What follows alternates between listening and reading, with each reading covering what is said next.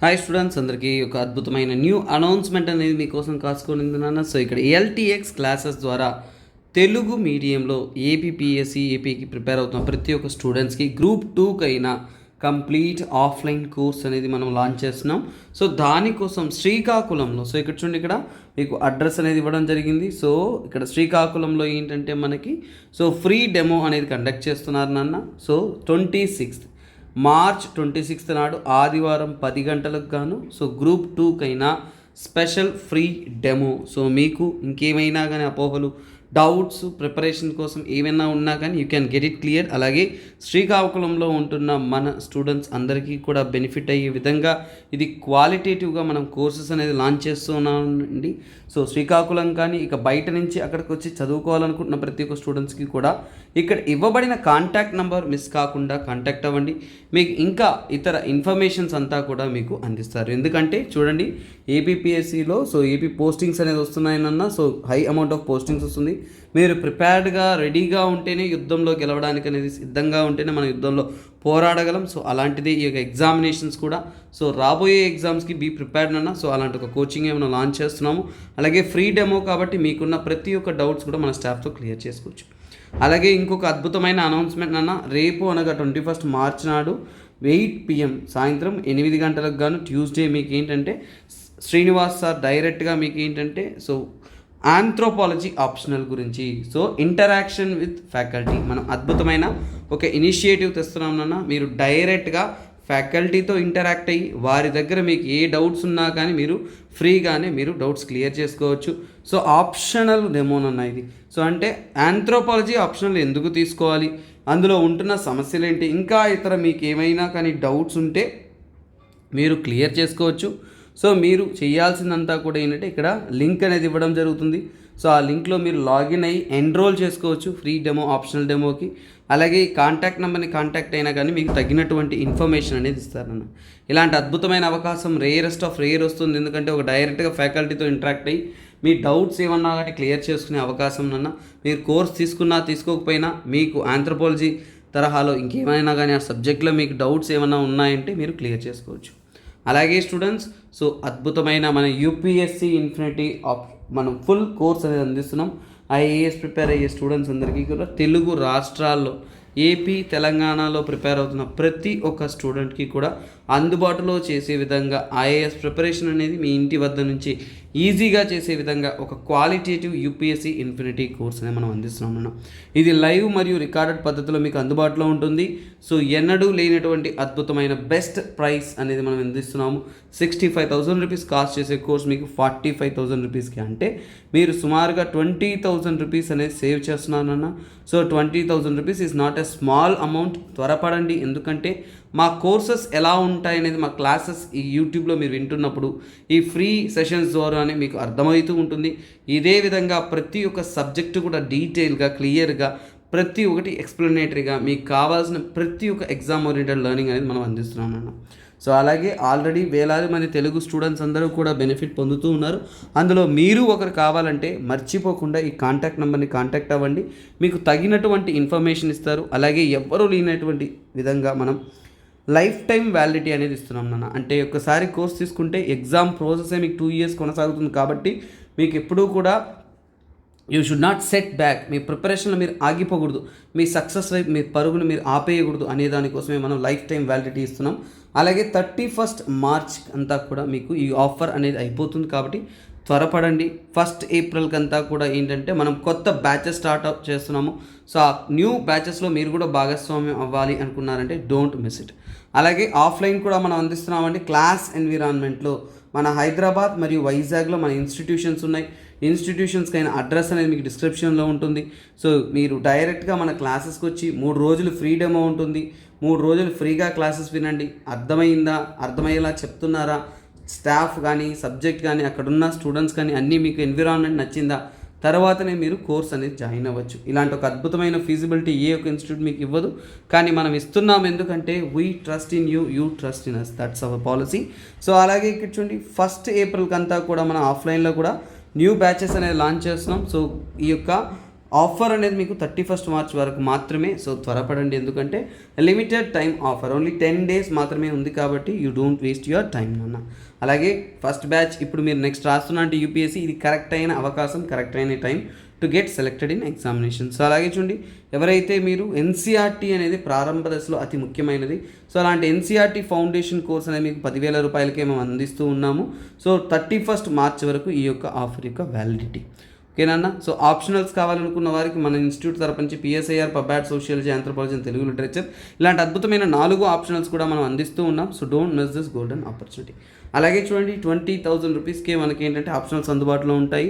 మీకు 15,000 rupees flat discount అనేది నడుస్తుంది అన్న. So okay, let's get into the topic of the day. So నిన్న మీకు క్వశ్చన్ అనేది అడిగాను, ఆ క్వశ్చన్కైనా ఆన్సర్ అనేది చూస్తాం నాన్న. సో ఇక్కడ చూడండి ఏంటంటే మన వీనస్కి జరుగుతున్న ఎక్స్పెడిషన్ రీసెంట్గా మీరు చూసారు అంటే వీనస్ అనేది మన ప్లానెట్. సో ఇది కంటిన్యూస్గా న్యూస్లో ఉంది. ఒక విషయం మీకు మళ్ళీ చెప్తున్నాను, ఒక ఎలిమెంట్ అనేది న్యూస్లో ఎక్కువగా ఉందంటే అది మనకి ఎగ్జామ్లో వచ్చే అవకాశాలు అనేది చాలా చాలా ఎక్కువ యూపీఎస్సీలో, ఎందుకంటే యూపీఎస్సీ ఎగ్జామ్ అలాగే ఉంటుందన్న. సో వీనస్ గురించి మీరు ఖచ్చితంగా ప్రతి ఒక్క డీటెయిల్స్ చదువుకోండాలి. Let me tell you in a brief నాన్న. సో అలాగే ఇక్కడున్న మిషన్స్ గురించి కూడా మనం చదువుకుంటాం. సో వీనస్ అనేది one of the important planet of in the solar system నాన్న. అలాగే మన ఎర్త్కి సిమిలర్గా. సో చూడండి, ఒక సింపుల్ డీటెయిల్స్ కొన్ని ఇస్తాను, నేను క్వశ్చన్స్ ద్వారా కూడా ఇంక నుంచి లెర్నింగ్ నేర్చుకుందాము. వీనస్ అనేది ఏంటన్నా సెకండ్ ప్లానెట్ నాన్న. సో అంటే సన్ నుంచి కూడా మనకి ఏంటంటే సెకండ్ ప్లానెట్. అలాగే ఎర్త్కి ఉంటున్న సైజ్ అండ్ మాస్ అన్నిటితో కంపేర్ చేసుకుంటే చాలా వరకు సిమిలర్గా ఉంటుంది ఏంటంటే దిస్ ఇస్ ఇట్ వీనస్. అలాగే చూడండి, మనకి ఇక్కడ సెకండ్ బ్రైటెస్ట్, ఓకేనా, second brightest natural object. Second brightest అంటే ఏంటంటే ఇలాంటి టర్మ్స్ మనం మిస్ చేసుకుంటూ ఉంటాం. Second brightest in the sky after moon అంటే మనం చంద్రుని చూస్తూ ఉంటాం కదా, ఆ చంద్రుని తర్వాత మన ఆకాశంలో బ్రైట్గా కనిపించేది ఏదంటే మనకి దిస్ ఇస్ వాట్ నాన్న. సో అలాగే ఏంటంటే సో ఇక్కడ మనము స్కైలో చూస్తున్నప్పుడు ఏంటంటే దీని యొక్క వ్యూ అనేది ఒక యూనిక్గా అనేది మనకు కనిపిస్తుంది. రీసెంట్ టైంలో కూడా ఇది క్లోజెస్ట్గా అనేది వస్తుంది. సో అలాగే ఏంటంటే సో ఇంకా తీసుకున్నాము అంటే వాటి యొక్క మూమెంట్ కూడా తీసుకున్నారంటే డైలీ మనకి కనిపిస్తుంది అంతరిక్షంలో అంటే స్కైలో. అలాగే ఏంటంటే చూడండి, సో మనకి అన్ని ప్లానెట్స్ కూడా సో డిఫరెంట్గా రొటేట్ అవుతుంటే 2 ప్లానెట్స్ మాత్రం వాటికి ఆపోజిట్గా రొటేట్ అవుతుందన్న. అందులో యూనిక్ రొటేషన్ కలిగింది ఏంటంటే వీనస్ మరియు యురేనస్. సో వీనస్ మరియు యురేనస్ అనేది ఏంటంటే క్లాక్ వైజ్లో రొటేట్ అవుతుంది. ఎలా రొటేట్ అవుతుంది? క్లాక్ వైజ్లో రొటేట్ అవుతుంది, that to on their axis. మిగతా ప్లానెట్స్ అంతా కూడా దీనికి ఉల్టా రొటేట్ అవుతుంది. This is what. అలాగే సోలార్ సిస్టంలో మనం చూస్తున్నప్పుడు హాటెస్ట్ ప్లానెట్ అనేది కూడా దీన్ని చెప్తాం. సార్ మెర్కురీ అనేది చాలా దగ్గరగా ఉంది సార్, దాని కదా సార్ హాటెస్ట్ అనాలా, దీన్ని ఎందుకు సార్ హాటెస్ట్ ప్లానెట్ అని అంటారు అనే డౌట్ రావచ్చు. ఈ వీనస్ అనేది ఎందుకు మనం హాటెస్ట్ ప్లానెట్ అంటున్నాము అంటే యాక్చువల్గా ఏంటంటే దీనిలో CO2 కంటెంట్ అనేది ఎక్కువ ఉంటుందన్న. గ్రీన్ హౌస్ ఎఫెక్ట్ అనేది చాలా చాలా చాలా ఎక్కువ. CO2 ఎక్కువ ఉందంటే ఏమని, CO2 క్లౌడ్స్ ఎక్కువ ఉండడం వల్ల హీట్ని ట్రాప్ చేసుకుంటూ ఉంటుంది. సో గ్రీన్ హౌస్ ఎఫెక్ట్ అనేది చాలా చాలా చాలా చాలా ఎక్కువ. సో అలాగే ఇది మనం తెలుసుకోవాల్సిన ముఖ్యమైన అంశాలన్న, ఎందుకంటే this is very very important. ఎందుకంటే దీనికి సంబంధించిన క్వశ్చన్ ఆల్రెడీ అడిగారు. ఈ greenhouse effect related question యూపీఎస్సీలో ఇంతకుముందు ఒకసారి అడిగున్నారు. అలాగే కొన్ని ట్విస్టెడ్ ఎలిమెంట్స్ మనం చాలా జాగ్రత్తగా గుర్తుపెట్టుకోవాలన్న. సో చూడండి, రెవల్యూషన్ అంటే ఏంటంటేనన్న, సో రెవల్యూషన్ అంటే సూర్యుని చుట్టూ సన్ చుట్టూ తిరిగి రావడానికి వీనస్కి ఎంత పడుతుందంటే 224.7 ఎర్త్ డేస్ అనేది పడుతుంది. ఎంత పడుతుంది? 224.7 ఎర్త్ డేస్. అంటే మన భూమి ఎలాగైతే సూర్యుని చుట్టూ వస్తుందో అదేవిధంగా మనకి వీనస్ వచ్చే సూర్యుని చుట్టూ రావడానికి 224 డేస్ పడుతుంది. ఓకే, ఇక్కడ వరకు ఓకే. మరి రొటేషన్కి తన చుట్టూ తాను తిరగడానికి వీనస్కి తన చుట్టూ తాను తిరగడానికి 243 ఎర్త్ డేస్ పడుతుంది అన్నమాట. 243 ఎర్త్ డేస్ అంటే ఇక్కడ మీకు అర్థమైన ఇంకో అద్భుతమైన విషయం ఏంటంటే నాన్న, సో బాగా చూడండి, తను రెవల్యూషన్ కంటే అంటే సూర్యుని చుట్టూ తిరగడానికంటే కూడా తన చుట్టూ తాను తిరగడానికి ఎక్కువ కాలం పడుతుందని తెలుస్తుందా? That is the beauty you need to know. So అలాగే ఎర్త్ యొక్క ట్విన్, ఓకేనా, ఎర్త్స్ ట్విన్ అని ఇదేనంటామంటే మనము సో కాల్డ్ వీనస్నే అంటాం. ఎందుకు సార్ అలా అంటున్నాము అంటే చూడండి, దాని యొక్క బరువు కానీ సైజ్ కానీ డెన్సిటీ కానీ ఇతర లొకేషనల్ ఎలిమెంట్స్ అన్నిటి కూడా తీసుకున్నాము అంటే సో ఇది చాలా వరకు ఏంటంటే సిమిలర్గా ఉంటుంది మన ఎర్త్కి. అలాగే చూడండి, నియరెస్ట్ టు ఎర్త్ నాన్న, ఎర్త్కి చంద్రుని తర్వాత మన సెలెస్టియల్ బాడీస్లో ఏది క్లోజెస్ట్ అంటే క్లోజెస్ట్ వచ్చేసి మనకి సో కాల్డ్ వీనస్సే. ఓకేనా.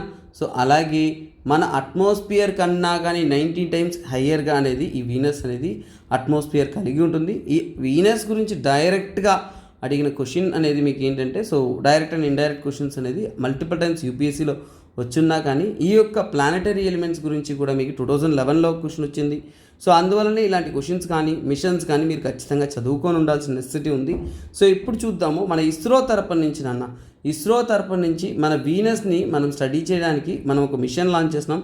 అది కూడా ఏంటంటే 2024 అంతా కూడా మనం లాంచ్ చేయాలని ప్లాన్ చేస్తున్నాం. ఆ మిషన్ పేరే శుక్రయాన్. సో ఏంటి నాన్న, ఈ ఇండియన్ స్పేస్ రీసెర్చ్ ఆర్గనైజేషన్ ద్వారా మనం వీనస్ని స్టడీ చేయడానికి మనం లాంచ్ చేస్తున్న సో ఆ యొక్క ప్రాజెక్ట్ పేరే శుక్రయాన్ 1. గుర్తుపెట్టుకోండి, very very very very important. నిన్న మనకి క్లాస్లో చెప్పేటప్పుడు మీకు సముద్రయాన్ గురించి చెప్పాను. సో సముద్రయాన్ గురించి చెప్పాను. ఈరోజు ఏంటంటే మీరు ఇంకొక విషయం నేర్చుకున్నారు, శుక్రయాన్. తరువాత మెగలన్. ఓకేనా. మెగలన్ అనేది సో ఇక్కడ చూసారా, యూరోపియన్ స్పేస్ ఏజెన్సీ యొక్క మిషన్ కాదు. మెగలన్ అనేది యూరోపియన్ స్పేస్ ఏజెన్సీ యొక్క మిషన్ కాదు. ఆ ఒక్కటి తప్పు. ఓకేనా. ఆ ఒక్క స్టేట్మెంట్ తప్పు అంటే మీకు 2 పోయింది. So 2 is wrong. సో ఇక్కడ ఏంటి మనకి 2 ఈజ్ రాంగ్ అన్నప్పుడు ఈ స్టేట్మెంట్ పోతుంది, ఈ స్టేట్మెంట్ పోతుంది. సో ఇప్పుడు 1 and 3లో మన ఆప్షన్ ఉంటుంది. సో అలాగే డావిన్సీ అండ్ వెరిటాస్ అనేది కూడా నాసా యొక్క మిషనే కాబట్టి సో ఇక్కడ 3 ఈజ్ యువర్ రైట్ ఆన్సర్. ఇలాంటివన్నీ కూడా మీరు ఖచ్చితంగా చదువుకొని day to day follow up ఉంటే తప్ప మనం రాయలేము. That is what. సో అలాగే ఏంటంటే నాసా వచ్చేసి మొట్టమొదటిసారిగా వీనస్కి May 4, 1989 అప్పుడే లాంచ్ చేసిన మిషన్నే మనం మెగలన్ అంటాము. మొట్టమొదటిసారిగా మనకి వీనస్ని ఒక రైడార్స్ ద్వారా అనలైజ్ చేసి రిపోర్ట్లు అన్నీ కూడా దాని యొక్క ఇమేజెస్ కానీ సైంటిస్ట్ స్టడీ కానీ దాని యొక్క మ్యాప్ కానీ అన్నీ రెడీ చేసింది మెగలన్ ద్వారా. ఈరోజు మీరు వీనస్ గురించి చదువుతున్నారు అంటే సో గుర్తుపెట్టుకోండి, అది పుణ్యమా అంటే నాసా యొక్క మిషన్ 1899లో లాంచ్ చేసింది. తర్వాత మీరు చూసేది ఏంటంటే DaVinci and Veritas. DaVinci and Veritas అనేది ఏంటంటే అవి రెండు కూడా ఏంటంటే అప్కమింగ్ మిషన్స్ ఆఫ్ నాసా నాన్న. అది కూడా వీనస్ని అంటే ఇది మెగలన్ అనేది పురాతనమైన మిషన్. ఇప్పుడు రీసెంట్గా వచ్చేసి లాంచ్ చేయబోతున్న మిషనే ఈ యొక్క డావిన్సీ ప్లస్. సరే, డావిన్సీ ప్లస్ అనేది ఏంటంటే నాన్న వీనస్ యొక్క అట్మాస్ఫియర్ని స్టడీ చేయబోతున్నారు. సో ఏం స్టడీ చేస్తారు, వీనస్ యొక్క అట్మాస్ఫియర్ని స్టడీ చేస్తారు. తర్వాత దాని యొక్క గ్యాస్ కానీ కంపోజిషన్స్ కానీ వాటిని స్టడీ చేస్తారు. మరి వెరిటాస్ అంటే ఏంటంటే ఆర్బిటర్ మిషన్స్ అంటే సో వీనస్ యొక్క జియాలజీని టోపోగ్రఫీని అన్నిటినీ స్టడీ చేయడానికి సో అది ఏంటంటే కంప్లీట్లీ ఏంటంటే చుట్టూ తిరుగుతూ ఉంటుంది. మరి డావిన్సీ ఏం చేస్తుందంటే అలా ఎంటర్ అయ్యి వీనస్ మీద ల్యాండ్ అవుతుంది, అంటే interact with the surface. So మొత్తం ఇంటీరియర్ స్టడీ అనేది చేస్తుంది.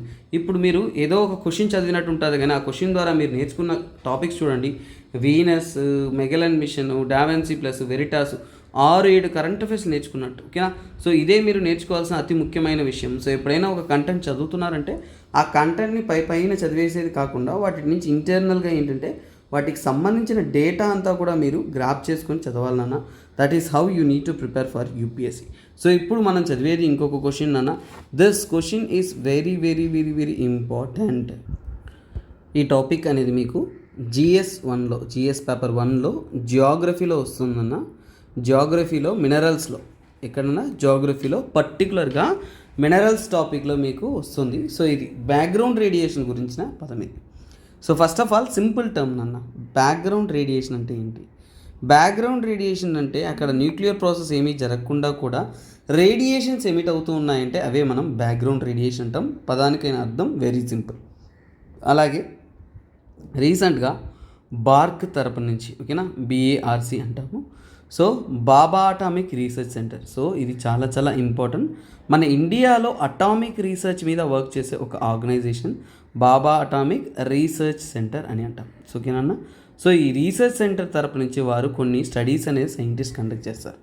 సో అంతకుముందు ప్రీవియస్గా వీరందరూ కూడా 1986లో ఒక స్టడీస్ కండక్ట్ చేస్తారు నాన్న. 1986లో ప్రీవియస్ స్టడీ అనేది కండక్ట్ చేస్తారు. ఓకేనా. సో తరువాత ఇప్పుడు మళ్ళీ అనేది దాన్ని స్టడీ చేయాలి అనేది చేస్తారు. సో అంటే వీరు స్టడీ చేసినప్పుడు వీరికి వచ్చిన అవుట్కమ్ ఏంటి అనేది ఏంటంటే కొన్ని ప్రాంతాల్లో ఇక్కడ చూడొచ్చు శాండ్ మైనింగ్ చేస్తున్నారు. అంటే శాండ్ మైనింగ్ అండ్ కేరళ ప్రాంతాల్లో చేస్తూ ఉన్నారు. సో ఇక్కడ ఒక విషయం ఏంటంటే నాన్న, కేరళలో మన ఇండియాలో ఉంటున్న అద్భుతమైన so called monazite mine sands అని ఉన్నాయి నాన్న.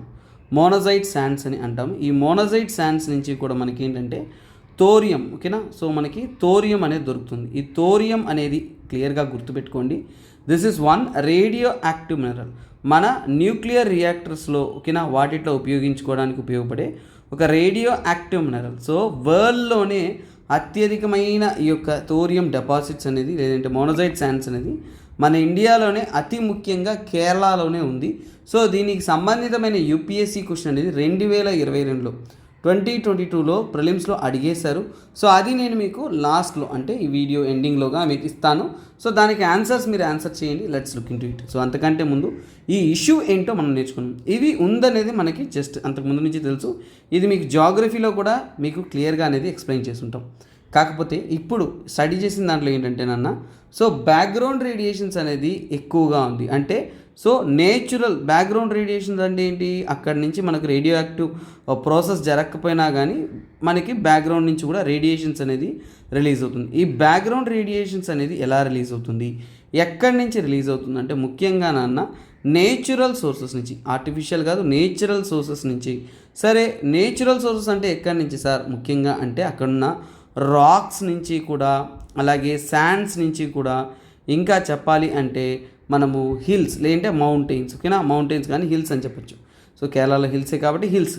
సో హిల్స్, కొండల ప్రాంతాల్లో నుంచి కూడా అక్కడున్న మినరల్స్ ఏంటంటే, అక్కడున్న so called radio active minerals నుంచి కూడా కొంత రేడియేషన్స్ అనేది వస్తున్నాయి.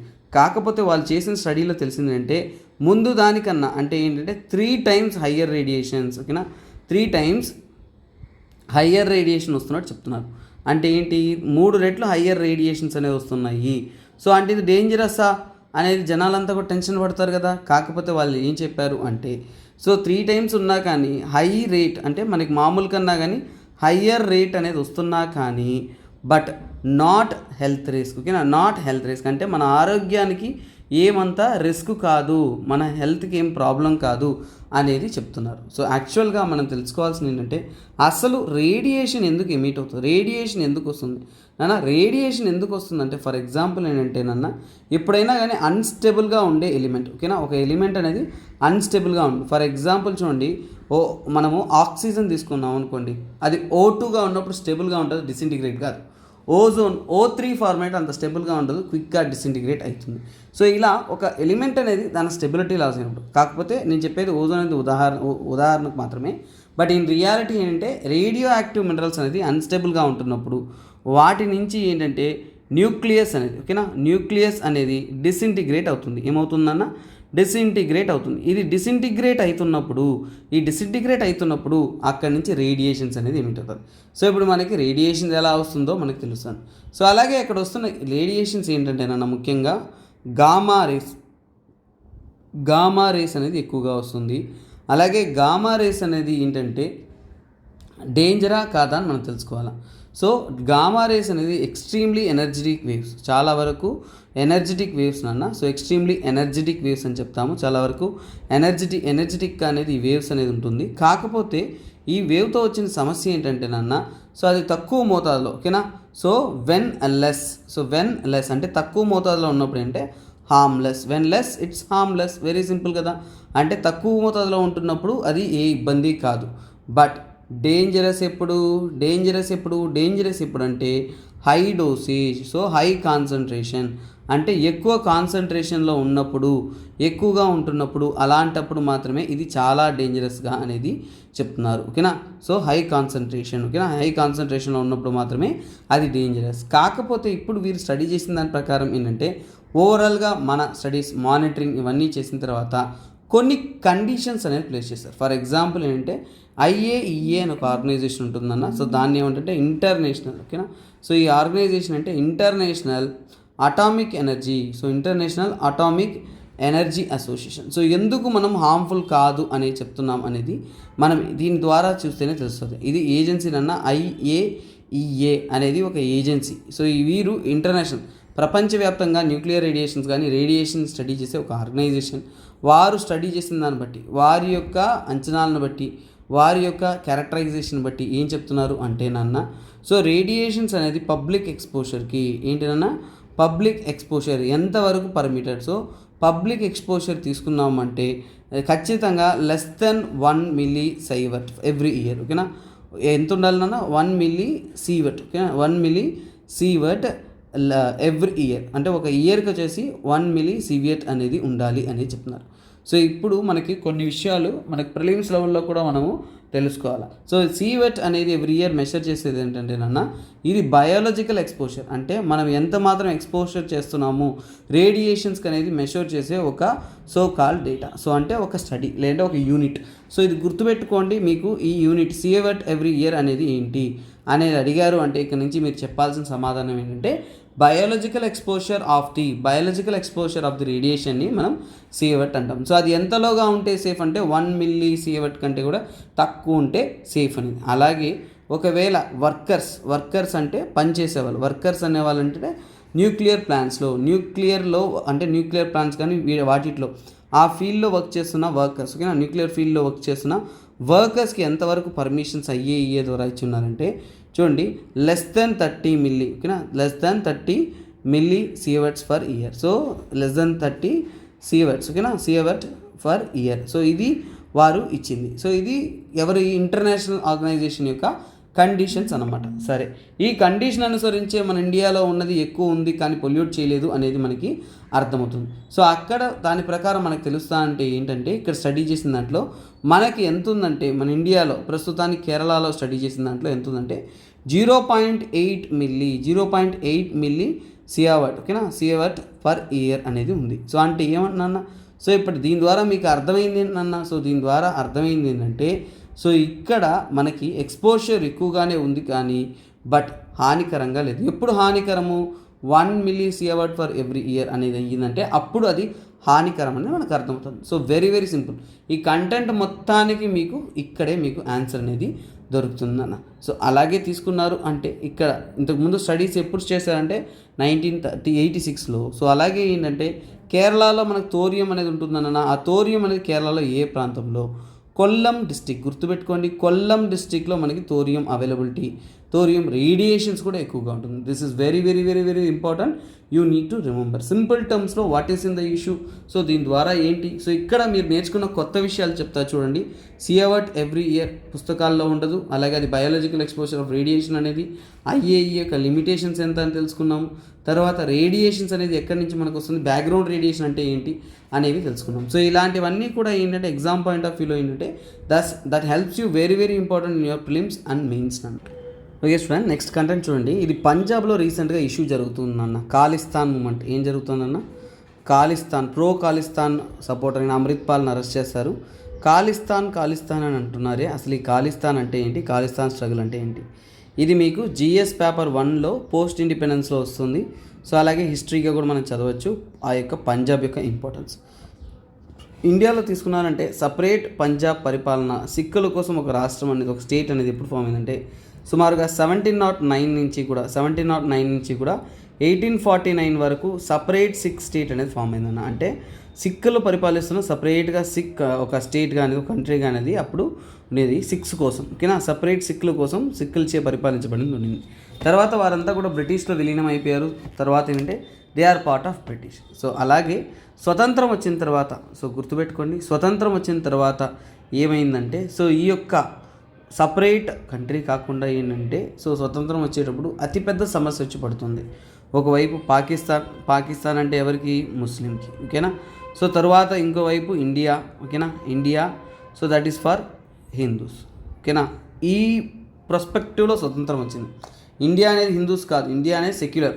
బట్ అప్పుడు పాకిస్తాన్ ముస్లిమ్స్ అన్నప్పుడు హిందూస్ అంతా కూడా ఇండియా అన్నట్టు ఆ స్ప్రెడ్ అనేది అవుతూ ఉండింది. కాకపోతే అదే సమయంలో సిక్కులు కూడా ఏంటంటే మాకంటూ ఒక సపరేట్ కంట్రీ ఉండాలి అనే ఒక ఐడియాలజీస్తో కొందరు స్టార్ట్ అయిందే ఈ యొక్క పాకిస్తాన్.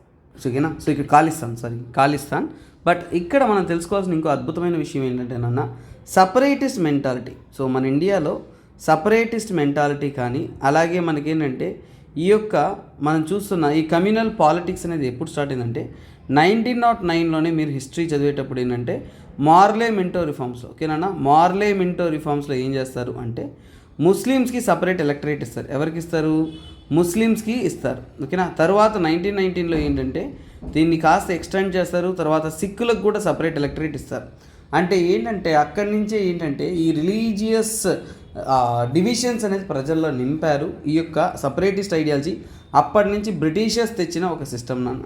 అందుకనే ముస్లిమ్స్ని సపరేట్ కంట్రీగా చూడడం కానీ, పాకిస్తాన్తో ఇంకా కూడా మనకి ఇష్యూ అనేది సాల్వ్ కావట్లేదు. ఇవన్నీ కూడా డివైడ్ అండ్ రూల్ పాలసీ ఏమన్నా డివైడ్ అండ్ రూల్ పాలసీతో ఎంటర్ అయిన ఒక ఐడియాలజీ. కాకపోతే ఆ ఐడియాలజీలో జన్మించింది ఈ యొక్క ఖాలిస్తాన్. ఈ ఖాలిస్తాన్ అనేది ఏంటంటే సపరేట్, ఓకేనా, సపరేట్ స్టేట్ ఫర్ ఖాలిస్తాన్ ఏంటంటే, సో ఈ ఖాలిస్తాన్కి మీనింగ్ ఏంటి, ఓకేనా. సో వారు అడిగే ఈ ఖాలిస్తాన్ అనేది ఏంటి అంటే ల్యాండ్ ఆఫ్ కల్సా. ఏమంటాం ల్యాండ్ ఆఫ్ ద కల్సా అంటే కల్సా రిజీమ్ అనేది వారు మళ్ళీ తేవాలి అనేది వారి యొక్క ఉద్దేశము. అలాగే ఏంటంటే this is a home land of six అంటే సిక్కుల కోసం సపరేట్గా ఒక కంట్రీ లాంటిది కావాలి, హోమ్ ల్యాండ్ ఆఫ్ సిక్ అనేది కావాలి అనేది పోరాటం ఇది సపరేటిస్ట్ మూవ్మెంట్. ఇది రిలీజియస్ లైన్స్లో సపరేట్ అవ్వడానికి, ఇది రావడానికి ముఖ్యమైన కారణం ఏంటంటే సో ఇండియా ఇండిపెండెన్స్లో కమ్యూనల్ వైలెన్స్, ఓకేనా. ఇండియా ఇండిపెండెన్స్ వస్తున్నప్పుడు, ఓకేనా, మన ఇండియాకి ఇండిపెండెన్స్ వస్తున్నప్పుడు ఏంటంటే మనకి అతిపెద్ద కమ్యూనల్ వైలెన్స్ అంటే మతం రీత్యా అనేది గొడవలు చాలా జరిగాయి. అందులో ఏంటంటే కొంతమంది కలిసి సపరేట్గా మాకంటూ కావాలి అని అడిగారు. సో ఇలా అడగడానికి ఇంకో ముఖ్యమైన రీజన్ అంటే ఇండిపెండెన్స్ వచ్చినప్పుడు వారి యొక్క, ఓకేనా, సో లాహూర్ అనేది యాక్చువల్గా ఏంటంటే సిక్ ఎంపైర్ క్యాపిటల్ అంటారు, ఓకేనా. సిక్ ఎంపైర్ క్యాపిటల్ అంటే సిక్ని పరిపాలిస్తున్న వారి యొక్క ఎంపైర్స్ అంతా కూడా, వారి యొక్క రాజ్యాన్ని పరిపాలిస్తున్న వారందరికీ కూడా క్యాపిటల్గా వచ్చేసి ఏది ఉన్నదంటే లాహూర్ ఉన్నింది. తర్వాత వారికి ఇంకొక ముఖ్యమైనది ఏంటంటే నాన్కానా సాహెబ్. సో నాన్కానా సాహిబ్ అనేది ఇంకొకటి. సో అది ఏంటంటే గురునానక్ జన్మించిన ప్లేస్, ఓకేనా. గురునానక్, ఓకేనా, గురునానక్ బర్త్ ప్లేస్. సో ఇది బర్త్ ప్లేస్. ఇవి రెండు కూడా వారి చాలా చాలా ముఖ్యమైన ప్లేస్. ఎందుకు సిక్కులకు ఇది చాలా ముఖ్యమైన ప్రాంతం. కాకపోతే ట్విస్ట్ ఏమొచ్చిందంటే ఈ రెండు ప్రాంతాలు పాకిస్తాన్లోకి వెళ్ళిపోయింది. సో ఇండిపెండెన్స్ తర్వాత ఏమైందన్న ఈ రెండు ప్రాంతాలు పాకిస్తాన్లోకి వెళ్ళిపోయింది. అంటే ఇక్కడ వారి యొక్క ఇంటెన్షన్ ఎలా ఉంటుంది అంటే ఇండియాలో వారికి సేఫ్టీ లేదన్నట్టే కదా. అంటే ఇండియాకి ఫస్ట్ ఆఫ్ ఆల్ వాళ్ళ క్యాపిటల్ ఇప్పలేదు, వాళ్ళ యొక్క పుణ్యక్షేత్రాలు పాకిస్తాన్లోకి వెళ్ళిపోయింది. అంటే వీరు మతం రీత్యా విడిపోతున్న సమయంలో మమ్మల్ని కూడా ఏంటంటే సపరేట్ చేశారు అనే ఒక ఐడియాలజీ అనేది వస్తుంది. సో అలాగే ఏంటంటే సిక్కులు అనేవాళ్ళు ఆ టైం నుంచి చూసుకుంటున్నాము అంటే చాలా చాలా చాలా మైనారిటీ చాలా తక్కువ జనాభా. సో మైనారిటీ కాబట్టి వారు ఓన్లీ 2%, మన ఇండియా యొక్క టోటల్ పాపులేషన్లో 2% మాత్రమే ఉన్నారు. సో అందువల్ల ఏంటి వారు తనంతట తాను మైనారిటీగా ఫీల్ అవ్వడం, మైనారిటీ హక్కులు అనేది ఇక్కడ సాధించుకోవడం చాలా కఠినమని భావిస్తూ వారు ఏంటంటే they insisted for the separate thing. So అందుకని ఏంటంటే వారు ఒకటి స్టార్ట్ చేస్తారన్న అదే పంజాబ్, ఓకేనా. సో వారు స్టార్ట్ చేసేదే పంజాబీ, ఓకేనా, పంజాబీ సుబా మూమెంట్. ఏం రాస్తారన్న పంజాబీ సుబా మూమెంట్. ఈ పంజాబీ సుబా మూమెంట్ అనేది లాంచ్ చేస్తూ ఏంటంటే పంజాబీ మాట్లాడే వారందరికీ కూడా అంటే పంజాబీ భాషను ముఖ్యంగా మాట్లాడుతున్న వారందరికీ కూడా సపరేట్ స్టేట్ కావాలి, పంజాబీ స్పీకింగ్ స్టేట్ అనేది ఫామ్ చేసుకున్నారు. సో అలాగే ఏంటంటే ఇది ఎప్పుడు మనకి స్వతంత్రం వచ్చిన తర్వాత స్టార్ట్ అయింది. మళ్ళీ మనకి స్టేట్ రీఆర్గనైజేషన్ కమిషన్ ఒకటి వస్తుంది, ఓకేనా. స్టేట్ రీఆర్గనైజేషన్ కమిషన్ వచ్చిన తర్వాత మీకు బాగా తెలుసు మెడ్రాస్ స్టేట్ నుంచి, ఓకేనా, స్టేట్ రీఆర్గనైజేషన్ రిపోర్ట్ వచ్చిన తర్వాత ఏంటంటే 1955లో వచ్చిన తర్వాత ఏంటంటే మద్రాస్ స్టేట్ నుంచి మనకి ఏపీ అనేది లాంగ్వేజ్ పరంగా సపరేట్ అవుతుంది. ఇది కూడా స్టేట్ రీఆర్గనైజేషన్ రిపోర్ట్ని అనుసరించి. సో అదేవిధంగా ఏంటంటే సో చూడండి, సో దీన్ని అనుసరించి ఏంటంటే ఆ రిపోర్ట్ ప్రకారం ఏంటంటే ఈ యొక్క పంజాబ్ ప్రాంతం వాళ్ళు ఏంటి పంజాబీ మాట్లాడుతున్న అందరికీ కూడా ఒక పంజాబ్ సుబా మూమెంట్ లాంచ్ చేసి పంజాబ్ అడిగితే, కానీ పంజాబ్లో అందరినీ కూడా ఏంటి పంజాబ్ అనేది ఒక స్టేట్గా ఉండాలని కోరుకున్న వాటిని ఏం చేశారంటే ట్రైఫర్కేట్ చేస్తారు. ట్రైఫర్కేట్ అంటే ఏంటి 3 విభాగాలుగా విభజించేస్తారు. సో అందులో ఏంటంటే చూసారు అంటే 3 విభాగాల్లో వచ్చేసి చూడండి హిందీ మాట్లాడుతున్నవారు, అలాగే ఏంటంటే హిందూ మెజారిటీ, ఓకేనా, హిందూ మెజారిటీ ఉంటున్నవారు, హిందీ మాట్లాడుతున్నారు, హిందూ మెజారిటీ ఉన్నవారు వారిని ఏంటంటే సో హిమాచల్ ప్రదేశ్గా అనౌన్స్ చేస్తారు. తర్వాత ఏంటంటే సో హిమాచల్ ప్రదేశ్ తర్వాత హర్యానాగాను, ఓకేనా. హర్యానాలో కూడా పంజాబీస్ ఉన్నా కానీ వారు హిందీ ఎక్కువ మాట్లాడతారు అన్నమాట. తర్వాత పంజాబీ ఎక్కువ మాట్లాడారు, ఓకేనా, పంజాబీ కానీ అలాగే సిక్, ఓకేనా, సిక్ మెజారిటీ ఉన్నవారికి ఏంటంటే పంజాబ్ అనేది రూపొందిస్తారు. సో ఇది పంజాబ్ ఇప్పుడు ఫామ్ అవుతుంది, దట్ ఈస్ ఇన్ 1966, ఓకేనా, 1966. అంటే ఏంటంటే సో ఇక్కడ రీఆర్గనైజేషన్ చేసిన తర్వాత పంజాబ్ అని వస్తుంది. ఆ పంజాబ్ని మళ్ళీ ట్రైఫర్కేట్ చేసి ఇన్ని విధాలుగా విభజించేస్తారు. సో ఇక్కడ ఏంటంటే ఇక్కడ చూడండి, హర్యానాకి పంజాబ్కి డిఫరెన్స్ మీకు అర్థమైపోతుంది. హర్యానాలో హిందీ మాట్లాడే వాళ్ళు ఎక్కువ, హిందువులు కూడా ఎక్కువ అనేది మనకు అర్థమైపోతుంది. తర్వాత చూడండి, ఈ పంజాబీ సుబా మూమెంట్ ఒక పక్క జరుగుతుంది కదా, ఈ Punjabi Suba movement I will write it as a PSM, అర్థమవుతుంది అనుకుంటాను.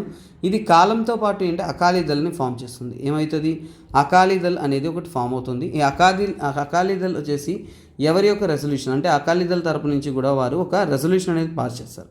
సో దాన్ని ఏంటంటే ఆనంద్పూర్ సాహెబ్ రెజల్యూషన్. సో ఆ రెజల్యూషన్ పేరేంటి, Anandpur Saheb resolution. So Anandpur Saheb resolution pass చేసిన తర్వాత వారు అనుకుంటారన్న ఎప్పుడు ఇది 1973లో పాస్ చేస్తారు. సో పాస్ చేసిన తర్వాత ఏంటంటే, సో ఇక్కడ వారు డిమాండ్ చేసినంటే అటానమీ.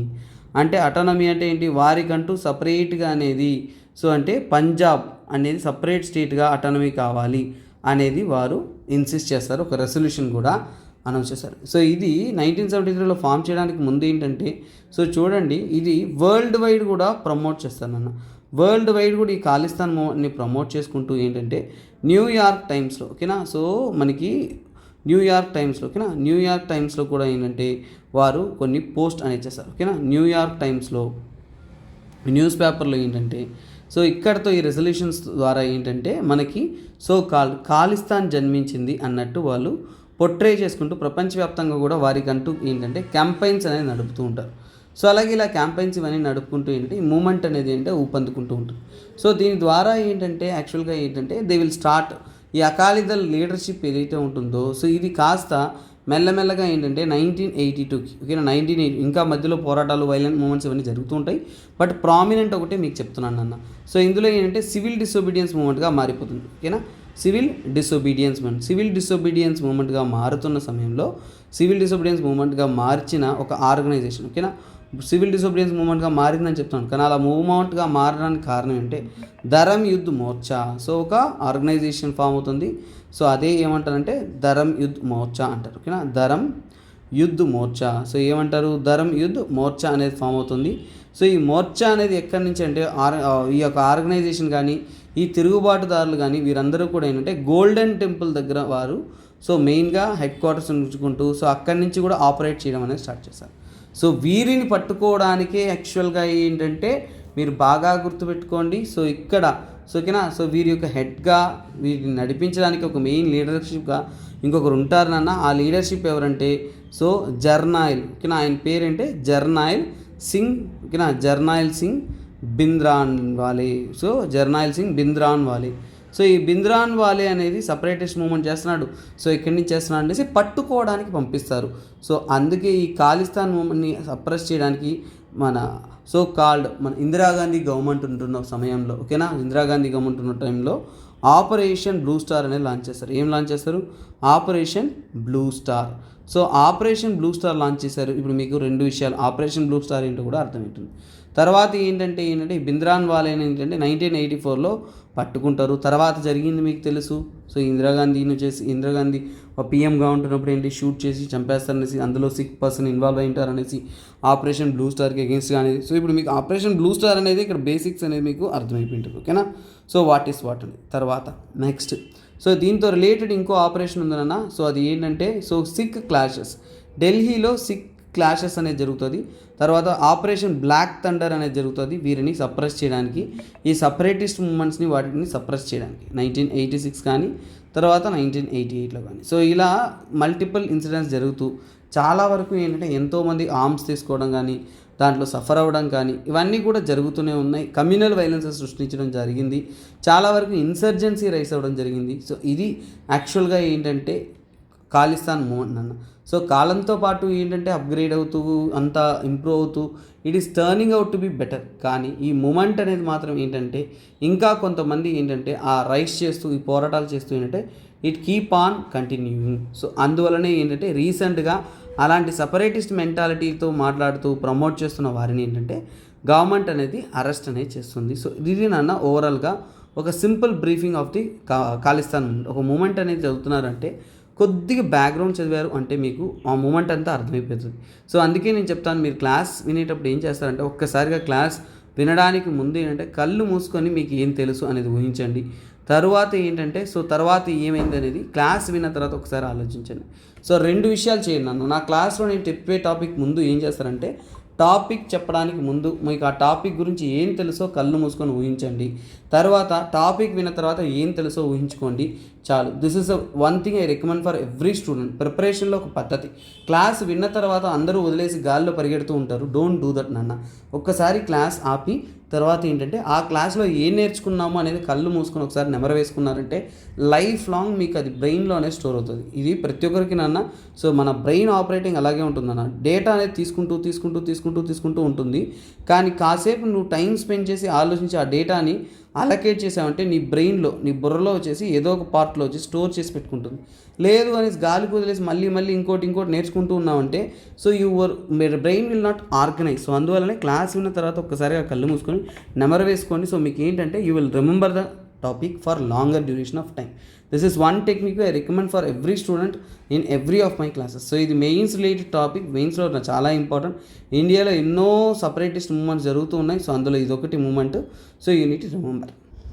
అలాగే స్టూడెంట్స్ అందరికీ కూడా అద్భుతమైన అవకాశం నాన్న. తెలంగాణ ఎగ్జామ్స్ ప్రిపేర్ అవుతున్న వారికి గ్రూప్ 2 గ్రూప్ 1 అలా ప్రిపేర్ అవుతున్న ప్రతి ఒక్క స్టూడెంట్స్కి కూడా యూస్ అయ్యే విధంగా తెలంగాణ సబ్జెక్ట్స్ అన్నీ కూడా అంటే తెలంగాణ ప్యాకేజ్ నాన్న. Telangana economy, Telangana history, Telangana government movement, Telangana geography ఇలాంటి అద్భుతమైన కంటెంట్ అంతా కూడా మీకు 50% ఫ్లాట్ డిస్కౌంట్తో మీకు 5,000 రూపీస్కి అందుబాటులో ఉన్నాయి. ఈ యొక్క కోర్స్ అనేది లైఫ్ టైం వ్యాలిడిటీ. మీరు తెలంగాణ గవర్నమెంట్ జాబ్ కొట్టాలి అని కలగంటున్నారంటే ఇంతకన్నా అద్భుతమైన అవకాశం, అద్భుతమైన కోర్స్ మీకు దొరకదు నాన్న.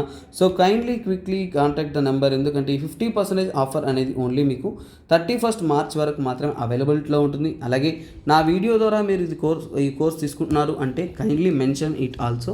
Okay guys, so let's get into the next topic. So ఇది ఇంకొక అద్భుతమైన ఆర్టికల్ అన్న. Let us study about the democratic values of our India. So మెల్లమెల్లగా డెమోక్రటిక్ వాల్యూస్ పడిపోతున్నాయనే స్టేట్మెంట్ ఇచ్చారు. ఎందుకు ఏంటనే చూద్దాం. సో నాన్న ఇది చాలా ఇంపార్టెంట్ క్వశ్చన్ మీకు. అది ఏ టాపిక్లో ఇది ఎక్కువ ఇంపార్టెంట్ అంటే మీకు నాన్న దిస్ ఇస్ జిఎస్ పేపర్ 2 గవర్నెన్స్లో very very very very very very very very important. ఎన్ని వెరీలు వేసుకున్నా పర్లేదు. అలాగే సో ఇది 2 విషయాలు ప్రిలిమ్స్ పాయింట్ ఆఫ్ వ్యూలో. ఒకటి డెమోక్రసీ రిపోర్ట్. సో గుర్తుపెట్టుకోండి. సో ఏంటంటే డెమోక్రసీ రిపోర్ట్ ప్రపంచవ్యాప్తంగా కూడా ఈ డెమోక్రసీ రిపోర్ట్ అనేది ఏం చెప్తుంది అంటే నాన్న డెమోక్రటిక్ వాల్యూస్. సో దేని గురించి నాన్న డెమోక్రటిక్ వాల్యూస్ మనము ఎన్నో చెప్తుంటాం. మన India is the largest democracy in the world అని. కాకపోతే మన డెమోక్రసీ అనేది ఎంత సక్రమంగా పనిచేస్తుంది అనే దాన్ని స్టడీ చేసి ఇచ్చే రిపోర్ట్ ఈ డెమోక్రసీ రిపోర్ట్. దాన్ని ఇచ్చేది ఎవరంటే వీడెమ్. సో ఎవరు నాన్న ఇచ్చేది వీడెమ్ అనేది ఒక ఇన్స్టిట్యూట్ నాన్న. So this is an institute. So ఒక నార్మల్గా స్టడీ చేసే ఒక ఇన్స్టిట్యూట్. ఇది ఎక్కడి నుంచి స్టడీ చేస్తుందంటే దిస్ ఇస్ అన్ స్వీడిష్. ఓకేనా, స్వీడన్ నుంచి కూడా ఎక్కడన్నా స్వీడన్ నుంచి స్టడీ చేస్తుంది. అలాగే ఇది ఏ యొక్క ఆర్గనైజేషన్ నాన్న ఏ యొక్క గవర్నమెంట్ ఆర్గనైజేషన్ ఇంటర్నేషనల్ ఆర్గనైజేషన్తో ముడిపడింది కాదు. This is an independent organisation. ఇండిపెండెంట్గా రిపోర్ట్ ఇచ్చే ఒక ఆర్గనైజేషన్. సో ఎటువంటి అఫ్లుయెన్స్ వల్ల ఏ కంట్రీ యొక్క ఇన్ఫ్లుయెన్స్ వల్ల లేదు. అలాగే ఈ డెమోక్రసీ రిపోర్ట్ ఇస్తున్నది ఎప్పుడు కూడా యాన్యువల్ రిపోర్ట్ అంటే ప్రతి సంవత్సరం ఇస్తున్న రిపోర్ట్. సో ఇది కంప్లీట్లీ ఇంతటితో మీకు ప్రిలిమ్స్ పాయింట్ ఆఫ్ వ్యూలో అయిపోయినట్టే. అంటే ఈ రిపోర్ట్ ఎలా ఇస్తారంటే ఓవరాల్గా 202 కంట్రీస్ని స్టడీ చేస్తానన్న. 202 కంట్రీస్ని స్టడీ చేసి ఆ స్టడీస్ చేసిన దాన్ని బట్టి ఆ కంట్రీస్ అన్నిటిని చూసిన తర్వాత డెమోక్రటిక్ వాల్యూస్ అనేది ఏ పరిస్థితిలో ఉంది అనేది స్టడీ చేస్తారు. సో డెమోక్రటిక్ వాల్యూస్ని ఎలా స్టడీ చేస్తారు అనేది మనం తెలుసుకుందాం. సో అంతకంటే ప్రిలిమ్స్ లెవెల్లో నేను 2-3 పదాలకైనా మీనింగ్ చెప్పాలి, అది నేను చెప్తాను. సో తెలుసుకోండి. ఫస్ట్ ప్రిలిమ్స్ లెవెల్లో ఏది ఇంపార్టెంటో మనం చెప్తాను. డెమోసైడ్ అంటే ఏంటి? ఏం లేదన్న డెమోక్రసీ అనే కాలంతో పాటు చనిపోతూ ఉంటే దాన్ని డెమోక్రసీ డైని డెమోసైడ్ అంటారు. ఓకేనా. సో తనంతట తానే మెల్లమెల్లగా డెమోక్రసీ అనేది అంతరించిపోతూ అలా దానికి వాల్యూస్ అనేది చనిపోతూ ఉందంటే దాన్ని డెమోసైడ్ అంటారు.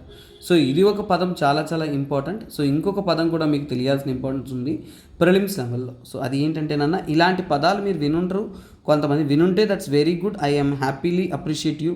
సో మీరు కొత్తగా వింటున్నా అంటే లెర్న్ గుడ్ థింగ్స్, అలాగే ఏంటంటే న్యూ థింగ్స్. లెర్న్ చేసుకున్న దాంతో పాటు మీ యొక్క వాల్యుబుల్ కమెంట్స్ అనేది కమెంట్ సెక్షన్లో చేయండి. ఎందుకంటే మీకోసం ఇది ఒక సోర్స్ డేటా కాదు, మల్టిపుల్ సోర్సెస్ నుంచి కలెక్ట్ చేసి ఎఫిషియెంట్గా ఒక కంటెంట్ అందిస్తున్నామంటే మీ తరపు నుంచి చిన్న అప్రిషియేషన్ అనేది కావాలి కదా అన్న. That is the boosting factor to us, అంతే కదా.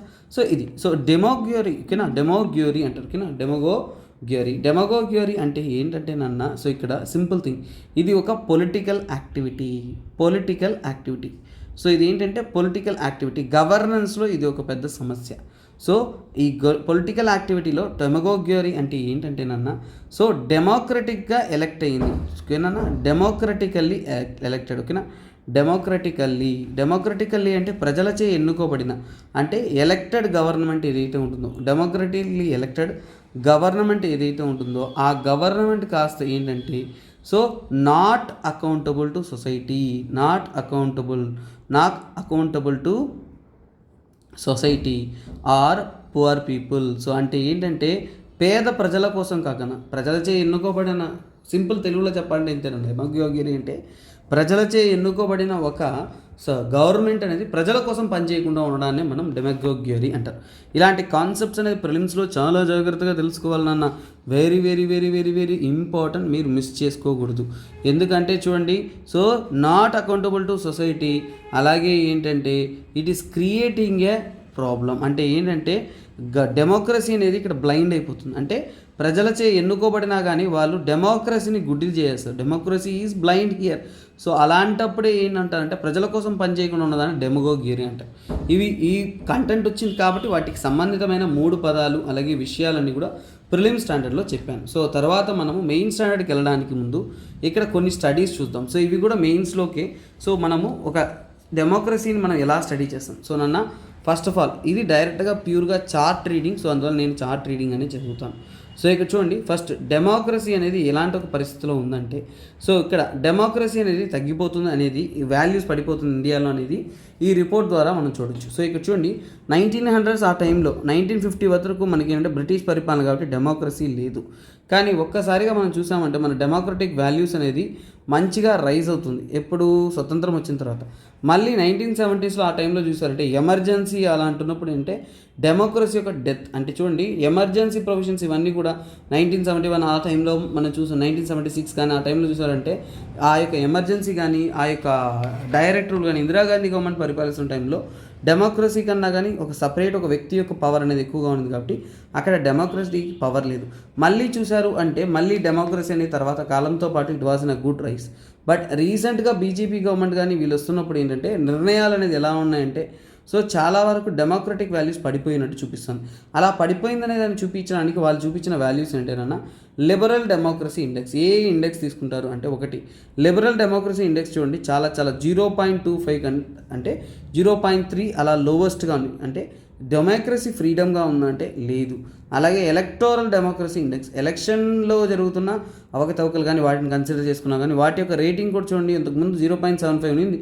సో ఇప్పుడు ఎంత వచ్చేసింది 2022కి 0.5 కన్నా కానీ లెస్ వచ్చేసింది. తర్వాత డెలిబరేట్ డెమోక్రసీ ఇండెక్స్, డెలిబరేట్గా చేస్తున్న మిస్టేక్స్ వాటిలో కూడా తక్కువ వచ్చేసింది. తర్వాత పార్టిసిపేటరీ డెమోక్రసీ, ప్రజల యొక్క పార్టిసిపేషన్ ఎక్కువ ఉందా అంటే లేదు, మ్యానిపులేషన్స్ ఎక్కువగా ఉన్నాయి. నాన్న మీడియా వచ్చిన తర్వాత ఏంటంటే మీరు చూస్తున్న మీ యొక్క లీడర్ గురించి మీరు తెలుసుకుంటున్న విషయాలన్నీ కూడా అబద్ధాలే నాన్న. అప్రిషియేషన్స్ ఇవన్నీ కూడా ఏంటంటే ఫేక్ న్యూస్, ఇలా ఏంటంటే ఒక గవర్నమెంట్ అనేది ఏంటంటే ఇన్ఫ్లుయెన్స్ ఫ్యాక్టర్తో అనేది జరుగుతుంది. అలాగే ఈ ఎగ్లిటేరియన్ సొసైటీ కానీ ఎగ్లిటేరియన్ డెమోక్రసీ ఇండెక్స్ వస్తుందా అంటే లేదు. సో వీటన్నిటిని స్టడీ చేస్తున్నప్పుడు ఏంటంటే ఇండియా యొక్క డెమోక్రటిక్ వాల్యూస్ అనేది ముందు కన్నా కంపేర్ చేసుకున్నప్పుడు చాలా లీస్ట్గా అనేది పడిపోయింది అనేది ఇక్కడ చూపిస్తున్నారు. తర్వాత ఇక్కడ చూడండి, ఇక్కడ ఫ్రీడమ్ ఆఫ్ ప్రెస్ యొక్క ఫ్రీడమ్ చూసుకున్నా అంటే సేమ్ టు సేమ్ మీకు ఎమర్జెన్సీ ప్రొవిజన్ టైంలో ఇందిరాగాంధీ గవర్నమెంట్ ఉన్న టైంలో అప్పుడున్న ఫ్రీడమ్ అనేది చాలా లీస్ట్ ఉంది. బ్రిటిష్ టైంలో లీస్ట్ ఉంది. మళ్ళీ ఏంటంటే మధ్యకాలంలో తర్వాత బాగా గ్రో అయింది. కానీ ఇప్పుడు మన ప్రెస్ ఫ్రీడమ్ అంత అద్భుతంగా ఉందంటే లేదు. అందులో ఏంటంటే మీడియా బయాసింగ్, అంటే మీడియా ఒక గ్రూప్ ఆఫ్ సొసైటీకి ఫేవర్గా స్టేట్మెంట్స్ ఇవ్వడం, లేదంటే ఒక గవర్నమెంట్కి ఫేవర్గా స్టేట్మెంట్స్ ఇవ్వడం, అవన్నీ కూడా. అంటే చూడండి, ఇప్పుడు పార్టీ మీడియా అయిపోయింది. ఏ పార్టీ అయినా కానీ మీడియా పెట్టుకోవచ్చు. తర్వాత government censorship on media. So ఏదైనా కానీ సో ఇప్పుడు రూలింగ్ గవర్నమెంట్కి అగేన్స్ట్గా మీడియాకి చెప్పే పవర్ ఉందా అంటే లేదు. అలాంటి సిస్టమ్స్ అనేవి కొన్ని జరుగుతున్నాయి. అలాగే చూడండి, వర్షిపింగ్, అంటే ప్రెసెంట్ డే గవర్నమెంట్ని వర్షిప్ చేయడం మీడియా అనేది. సో అంటే ప్రెస్ అనేది ఏంటంటే గవర్నమెంట్ ఓన్ చేసుకుంటుంది. తర్వాత బ్రాడ్కాస్టింగ్ మీడియా కానీ హరాస్మెంట్ ఆఫ్ జర్నలిస్ట్. సో ముందు కన్నా కానీ సో ఇవన్నీ చేయడానికి కారణం ఏంటి? సో పాలిటిక్స్ అండ్ జర్నలిజం అనేది అంటే సో జర్నలిస్ట్ని హరాస్ చేయడం అనేది పెరుగుతుంది. సో అది కూడా చూసుకున్నానంటే సో ఇక్కడ సో ఇవన్నీ కూడా ఇన్సిడెంట్స్ అన్న. సో ఓకేనా, కాకపోతే ఇది కొద్దిగా పాజిటివ్ చూపిస్తుంది. హరాస్మెంట్ ఆఫ్ జర్నలిస్ట్ అనేది రెడ్యూస్ అయింది అనేది ఒక పాజిటివ్ థింగ్. సో అలాగే అంటే మిగతావంతా కూడా నెగిటివ్ కాంటెక్షన్స్ అన్న. కాకపోతే ఏంటంటే సో ఇక్కడ 1-on-1 అనేది అంటే ఏదో ఒక రకంగా ఏంటంటే ఇన్ఫ్లుయెన్సింగ్ ఫ్యాక్టర్గా చూస్తున్నప్పుడు అంటే నెక్స్ట్ గవర్నెన్స్లో వాళ్ళు అంటే ఫర్ ఎగ్జాంపుల్ అంటే డెమోక్రటిక్ వాల్యూస్ని స్టడీ చేసినప్పుడు ఏంటంటే సో ఇక్కడ 4 indexes measure the change in digital society.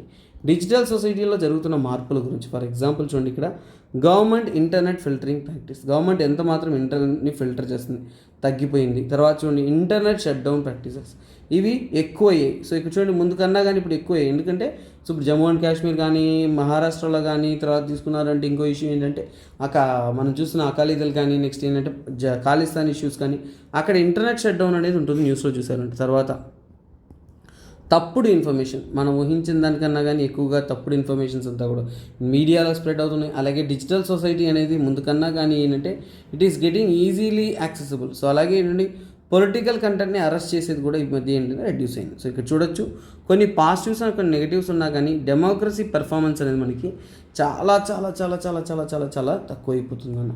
So ఇక్కడ చూసుకున్నాము అంటే సో ఇక్కడ వన్ మోర్ థింగ్ ఏంటంటే చూడండి, south Korea is performing better, Seychelles is performing better, Gambia is performing better in the so called మనం చూస్తున్న ఈ డెమోక్రసీ ఇండెక్స్లో. ఈ లిబరల్ డెమోక్రసీ ఇండెక్స్లో డెమోక్రటిక్ వాల్యూలో ముందుకి ఇప్పుడు కంపేర్ చేసుకుంటే ఎన్నో దేశాలు బెటర్ పెర్ఫార్మెన్స్ అనేది చేస్తున్నాయి. ఇంకా చూసారంటే బ్రెజిల్, పోలాండ్ ఇవన్నీ కూడా బాగా పెర్ఫార్మ్ చేస్తుంది. కానీ ఇండియా అనేది it is least performing. So అంటే ఇండియా అనేది ఇక్కడ ఉన్న రెడ్ డాట్ అన్న. సో అంటే ఏంటంటే మిగతా వాటితో కంపేర్ చేసుకుని లీస్ట్ అన్నిటికన్నా ఏంటంటే మీకు ఆఫ్ఘనిస్తాన్ కనిపిస్తుంది. బట్ స్టిల్ మన ఇండియా అనేది లార్జెస్ట్ డెమోక్రసీ అవుతున్నప్పుడు, ప్రపంచ దేశాలకి డెమోక్రసీలో ఒక ఉదాహరణ దేశంగా ఉంటున్నప్పుడు అంటే మన పర్ఫార్మెన్స్ అనేది బెటర్గా ఉండాల్సిన నెసెసిటీ అయితే ఉంది. So we can see this from this we can say మన ఇండియా యొక్క డెమోక్రటిక్ పర్ఫార్మెన్సెస్ అనేది వీక్గా ఉంది. సరే, ఇప్పుడు మనము మెయిన్స్ లెవెల్లో ఆలోచిస్తున్నప్పుడు నేను సింపుల్ టర్మ్స్ కొన్ని చెప్తాను. సో అది మీరు గుర్తుపెట్టుకోండి, ఓకేనన్నా. కాసెస్, అసలు ఈ డెమోక్రసీ చనిపోవడానికి అలాగే డెమోక్రటిక్ వాల్యూస్ తగ్గిపోవడానికి కారణం ఏంటి? ఫస్ట్ గవర్నమెంట్ ఫెయిల్యూర్ అన్న. మొట్టమొదటిసారిగా ఏంటంటే గవర్నమెంట్ యొక్క ఫెయిల్యూరే అన్నిటికైనా కానీ ముఖ్యమైన కారణం. తర్వాత ఏంటంటే వీక్ ఇన్స్టిట్యూషన్స్, మన ఇండియాలో ఉంటున్న వీక్ పొలిటికల్ కానీ జ్యుడిషియల్ కానీ అలాంటి ఇన్స్టిట్యూషన్స్ అనేది ఎప్పుడైతే వీక్ అయిపోతున్నాయో అప్పుడు మనకేంటంటే డెమోక్రసీ అనేది తక్కువ అయిపోతుంది. తర్వాత సో సమాజంలో ఉంటున్న వీక్నెసెస్ కానీ అలాగే సోషల్ ఎమర్జెన్సీ, సమాజంలో జరుగుతున్న కొన్ని ఎమర్జెన్సీ సిచ్యువేషన్స్ కానీ వాటి వల్ల ఏంటంటే మన యొక్క వాల్యూస్ అనేది డెమోక్రటిక్ వాల్యూస్ అనేది డిమిన్ అయిపోతుంది.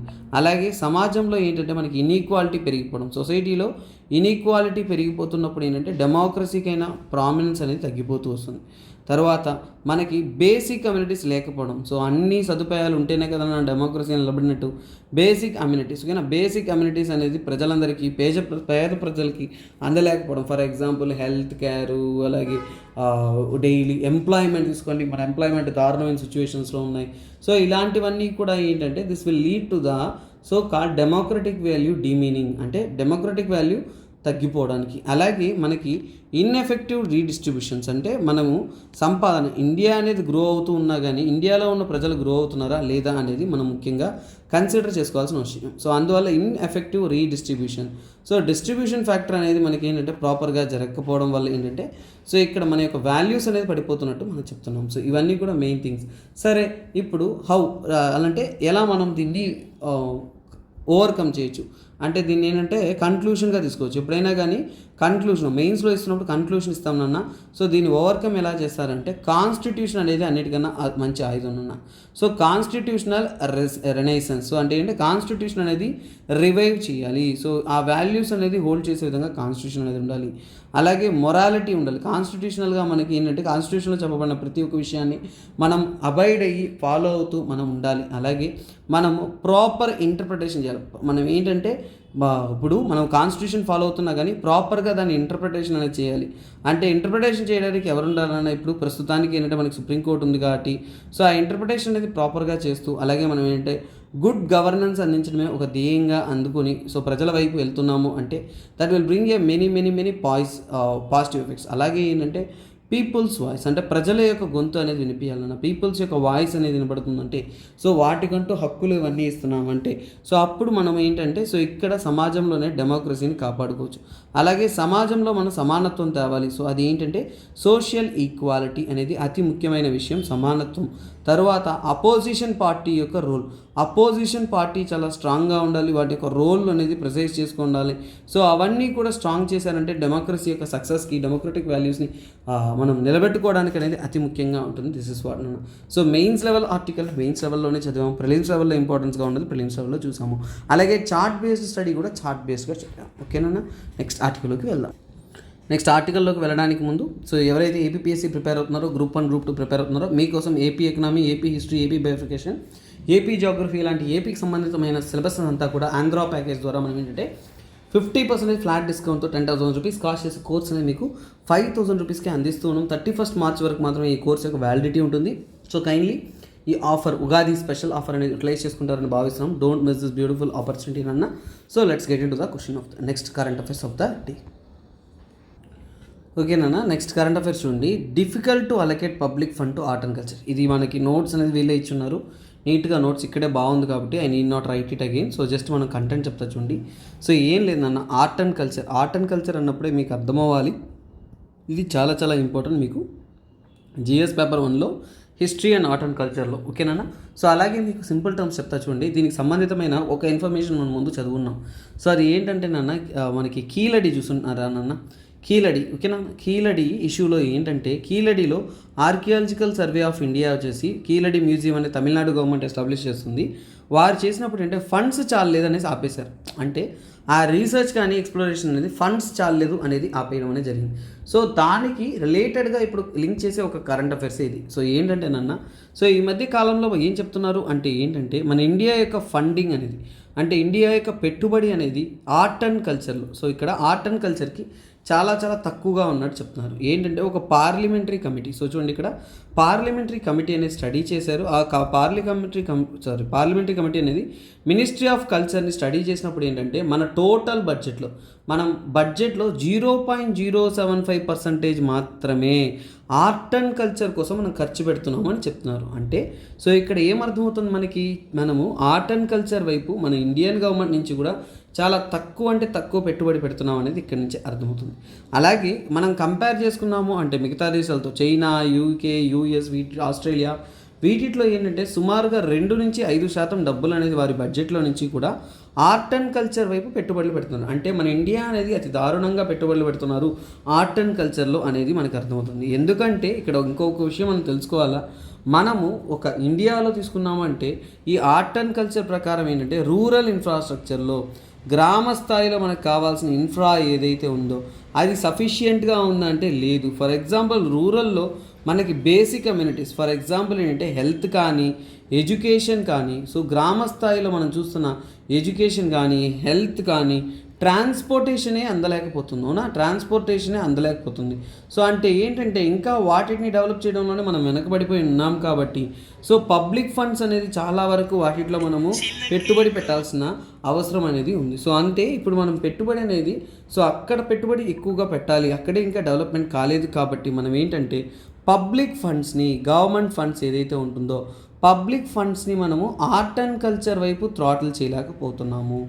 ఆర్ట్ అండ్ కల్చర్ యొక్క లెర్నింగ్ కోసం, ఆర్ట్ అండ్ కల్చర్ కోసం ఏంటంటే మనం ఎక్కువ పెట్టుబడి పెట్టలేకపోతున్నాం అనేది ఇక్కడ చెప్పడం అనేది జరిగింది. సో అలాగే ఏంటంటే ఈ అఫీషియల్ స్టేటస్ ప్రకారం వారు ఏం చెప్తున్నారు అంటే మిగతా దేశాలు ఎక్కువ పెట్టుబడి పెడుతున్నా కానీ మనం చాలా తక్కువ పెట్టుబడి పెడుతున్నాము. That shows hour so called promotion. So ఇలా మనం తక్కువ ఇన్వెస్ట్మెంట్ చేస్తూ ఎలా మనం ఆర్ట్ అండ్ కల్చర్ని ప్రమోట్ చేయగలం అనేది ఒక కాన్సెప్ట్. రెండోది సో మీకు తెలియాల్సిన ఒక ప్రిలిమ్స్ లెవెల్ కాన్సెప్ట్ ఉంది. ఎందుకంటే నాన్న మినిస్ట్రీ తరపు నుంచి ఏం చెప్పారు అంటే చాలా వరకు మన Indian art and culture, so చూడండి, సో కల్చర్ ఓకేనా should be area where large part of expenditure need to be sourced from the non government sources. So ఈ యొక్క పాయింట్ మీరు గుర్తుపెట్టుకోవాలి. ఏంటంటే గవర్నమెంట్ కాకుండా నాన్ గవర్నమెంట్ సోర్సెస్ కానీ, వాలంటరీ ఆర్గనైజేషన్ ద్వారా కానీ మనకి, ఎందుకంటే మన ఇండియా యొక్క ఆర్ట్ అండ్ కల్చర్ సపోర్ట్ అనేది ఎక్కువగా పొందుతున్నాము. సో ఇది డిపార్ట్మెంట్ స్టాండింగ్ కమిటీ ద్వారా వారు అందించింది ఒక విషయం. సో అలాగే ఏంటంటే ఆర్ట్ అండ్ కల్చర్ని కాపాడుకుంటూ ఉంటేనే మన ఇండియా యొక్క సో కాల్డ్ టూరిజం అనేది కూడా డెవలప్ అవుతుందని చెప్తున్నారు. తర్వాత చూసుకున్నామంటే మన బడ్జెట్లో ఏంటంటే రెవెన్యూ ఎక్స్పెండిచర్లో 3,399 కోట్లు, అలాగే క్యాపిటల్ ఎక్స్పెండిచర్లో 285 crores అనేది ఆర్ట్ అండ్ కల్చర్ డిపార్ట్మెంట్కి అనేది కల్చర్ మినిస్ట్రీకి అనేది అలొకేట్ చేశారు కొన్ని ప్రయారిటైజ్డ్ ప్రోగ్రామ్స్ కోసం. బట్ థింగ్ ఈజ్ దట్ నాన్న, సో ఈ డేటా అడగరు కానీ ఇప్పుడు మీకు కాంటెక్స్ట్ చెప్పా కదా, సో ఓవరాల్ కాంటెక్స్ట్, సో ఆ కాంటెక్స్ట్ అనేది మీకు తెలుసుకోవాలి. ఎందుకంటే మెయిన్స్లో why art and culture in India is not that much excelled in the present day scenario అంటున్నప్పుడు మీరు ఇది గుర్తుపెట్టుకోవాలి. లేదంటే why government is not spending more money in art and కల్చర్ని అడగచ్చు.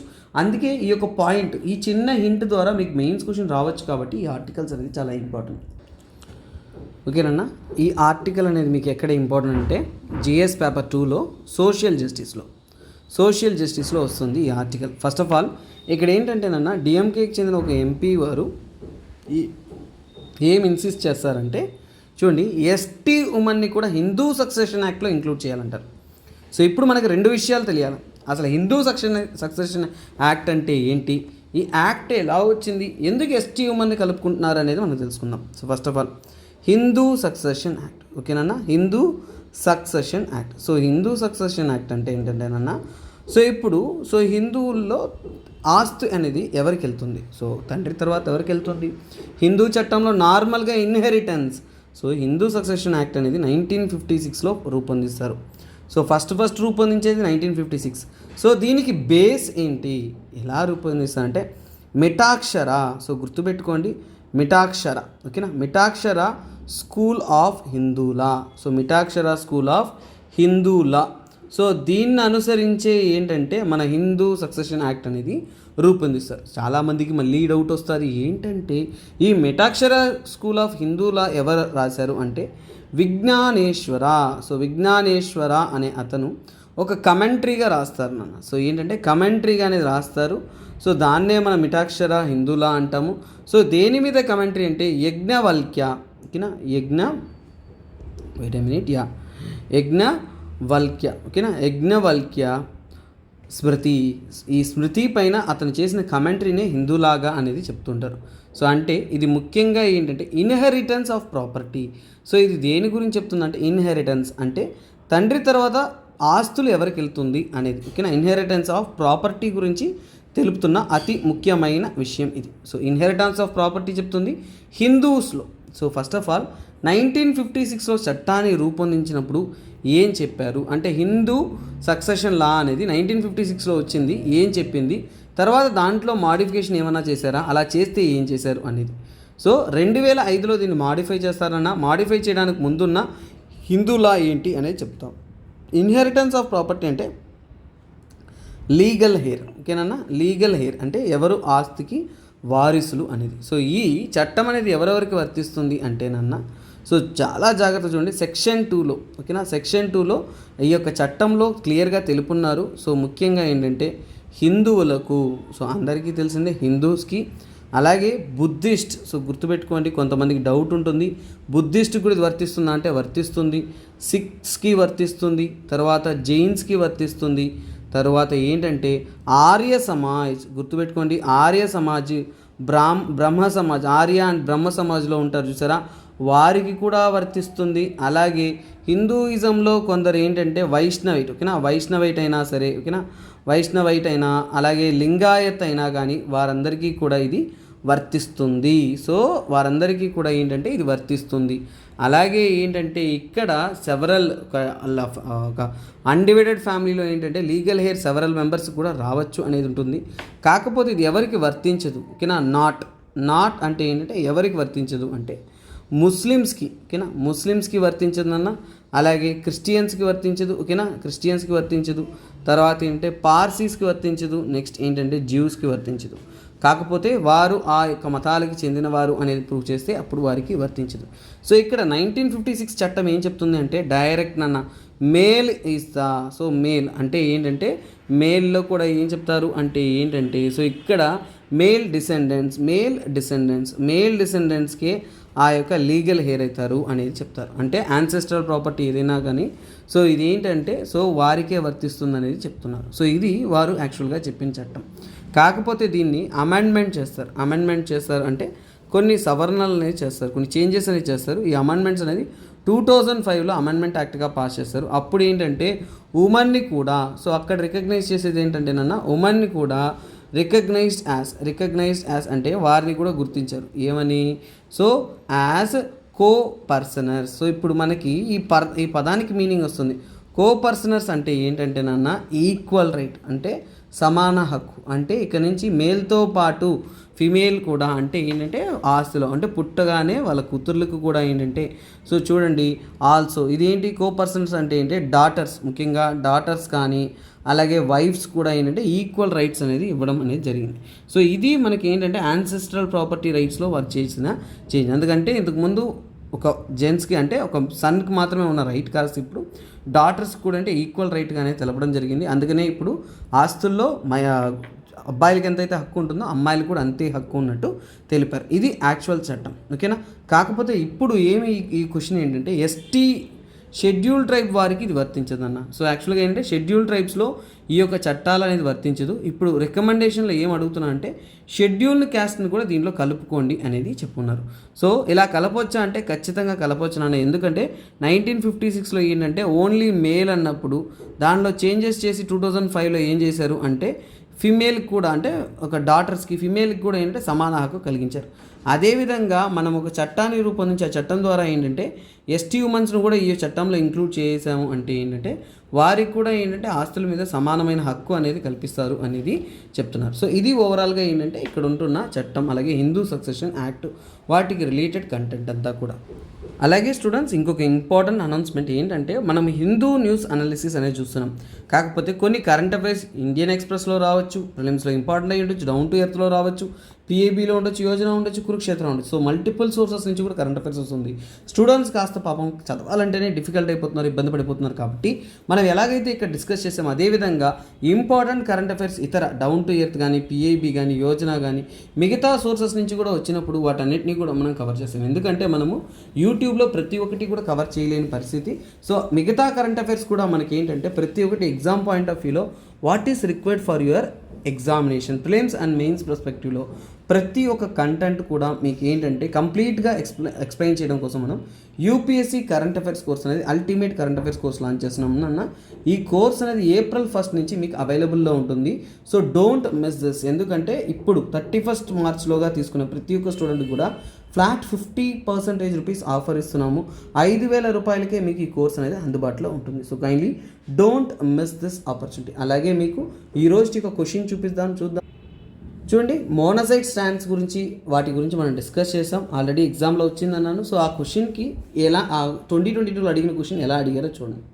With reference to India consider the following statement. Monazite is a source of rare earth. Monazite contains thorium. Monazites occur naturally in the entire Indian coastal sands in India. In India, government bodies only can process and explore monazite. So which of the following statements are correct? ఇక్కడ ఇచ్చిన స్టేట్మెంట్లో ఏవి కరెక్టో మీరు answer అనేది చేయగలరు. So ఇదేనన్నా. I will give a quick revision. ఏమి ఈరోజు చూసామనేది ఒక స్పీడ్ ఆ రివిజన్ అనేది చూద్దామన్నా. సో అద్భుతమైన కరెంట్ అఫైర్స్ ఒక సింపుల్ రివ్యూలో చూద్దాం. ఫస్ట్ ఆఫ్ ఆల్ ఏంటంటేనన్నా శుక్రయాన్ అనేది వీనస్కి మన ఇండియా ఇస్రో తరపున లాంచ్ చేసే మిషన్. మెగలన్ అనేది మొట్టమొదటి నాసా యొక్క వీనస్ మిషన్. డావెన్సీ అనేది వీనస్ సర్ఫేస్ని టచ్ చేసే నాసా యొక్క మిషన్. తర్వాత వెరిటాస్ అనేది వీనస్ని ఆర్బిటాల్ చేసే ఒక మిషన్. తర్వాత చూస్తున్నాం మనము రేడియేషన్ ప్రాబ్లం అనేది కేరళలో ఉంది. బాబా అటామిక్ రీసెర్చ్ సెంటర్ నుంచి వాళ్ళు స్టడీ చేశారు. కాకపోతే ఇంతకుముందు స్టడీ 1986లో చేశారు. కేరళలో ఉండే మొనజైట్ శాండ్లో థోరియం ఉంటుంది, అది రేడియో యాక్టివ్. బ్యాక్గ్రౌండ్ ఎమిషన్ ఎక్కువగా ఉంటుంది స్టడీ చేశారు. కానీ హ్యూమన్కి హానికరం కాదు. ఎందుకు హానికరం కాదంటే gamma rays extreme energetic waves, కానీ ఎక్కువ కాన్సన్ట్రేషన్లో ఉంటే ఇబ్బందికరం, తక్కువ ఉంటే ఇబ్బందికరం కాదు.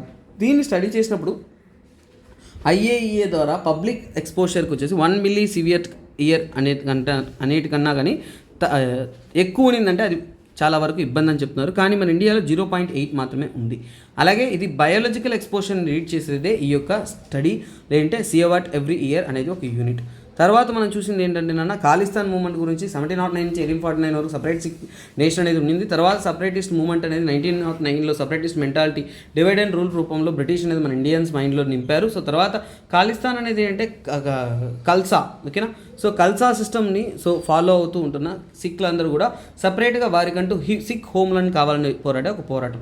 సో ఇండియాకి స్వతంత్రం వచ్చిన తర్వాత కమ్యూనల్ వైలెన్స్ అత్యధికంగా ఉంటున్నప్పుడు వారి యొక్క క్యాపిటల్ అయిన లాహోర్, అంటే సిక్ ఎంపైర్స్కి ఒక క్యాపిటల్ లాహోర్ ఉంది. సో అది పాకిస్తాన్కి వెళ్ళిపోయింది.